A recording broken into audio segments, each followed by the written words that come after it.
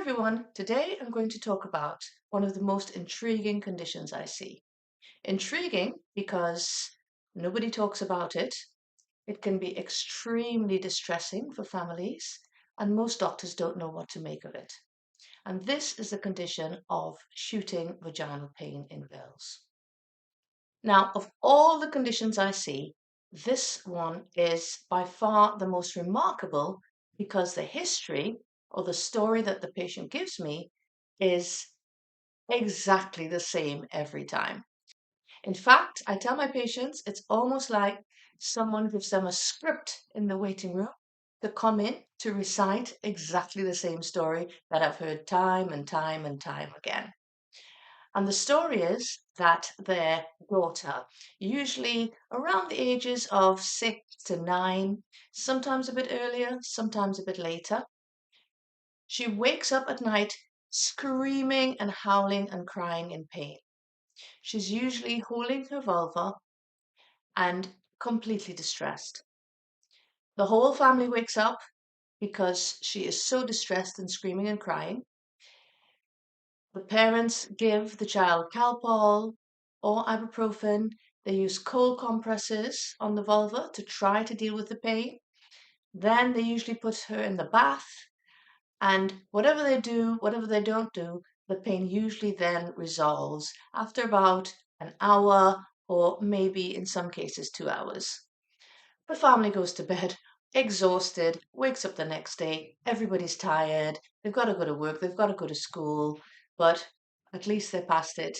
And then, guess what? The next night, exactly the same thing happens. She wakes up screaming again, and they go through the same routine.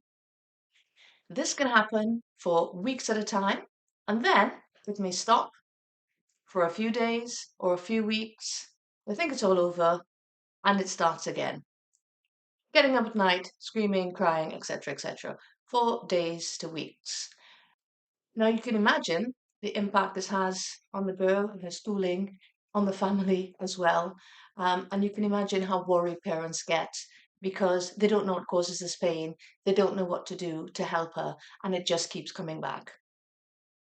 They often will have seen several healthcare professionals until eventually he's referred to me, by which time this has been going on for months or maybe a year.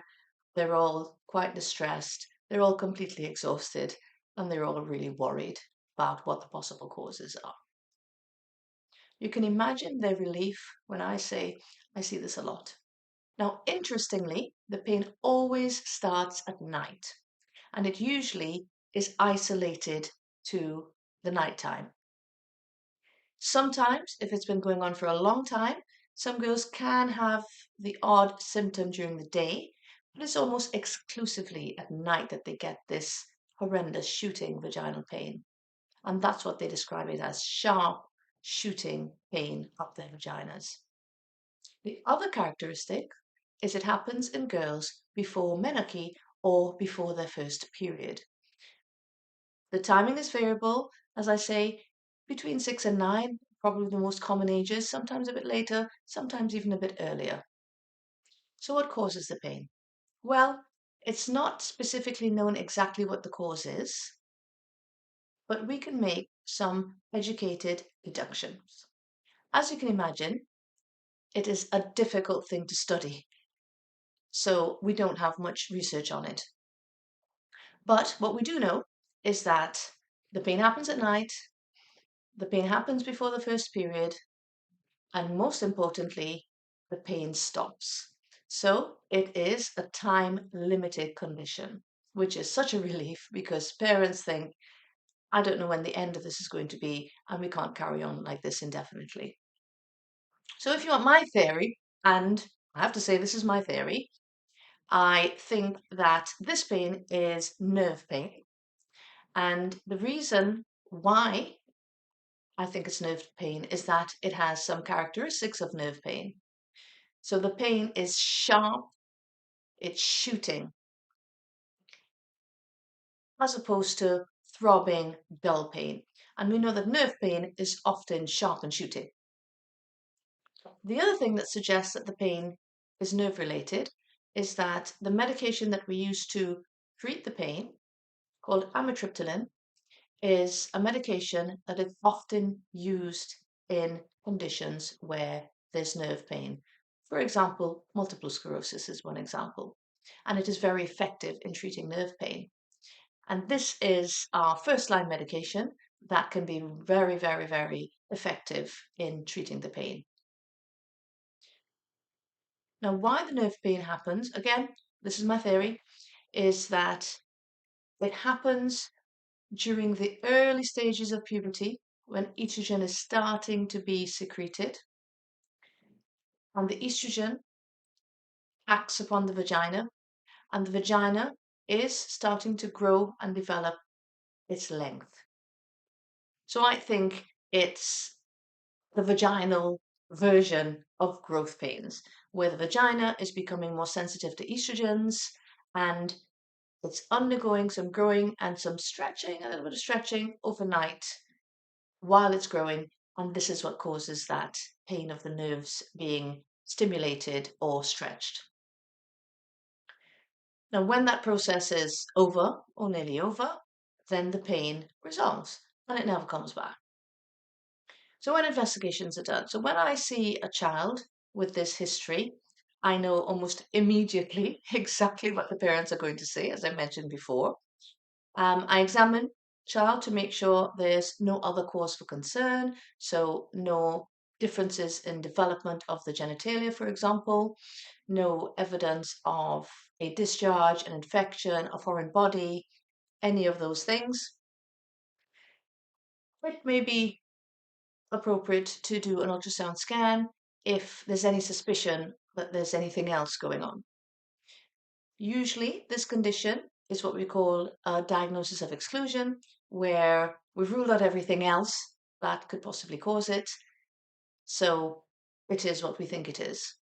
The good news is that, as I said, it happens for a time and then it stops. The other good news that every parent wants to hear is that there are no long-term issues in terms of fertility or relationships. Actually, in most cases, the girl just forgets that it ever happened.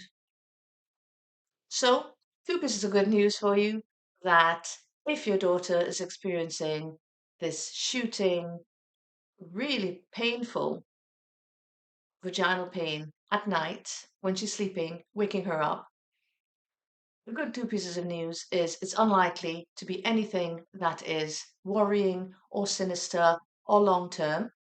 And the other piece of good news is that it's going to get better and she'll forget she's ever had it.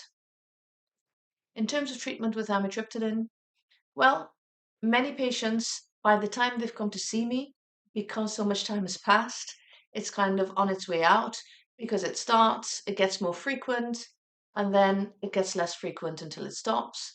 So sometimes just being given that information or knowledge that it's nothing to worry about, it's going to stop, she's going to get better, she'll forget about it, and there are no long-term consequences.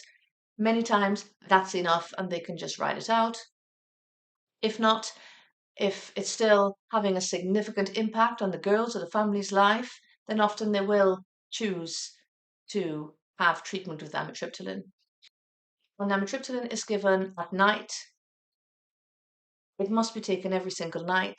There's no break. It's not like treating an infection. It's not like treating a headache. If the decision is made to start amitriptyline, it's a bit of a commitment because she needs to take it every single night. And we usually give it for a time period of about 6 months or so to see how she responds.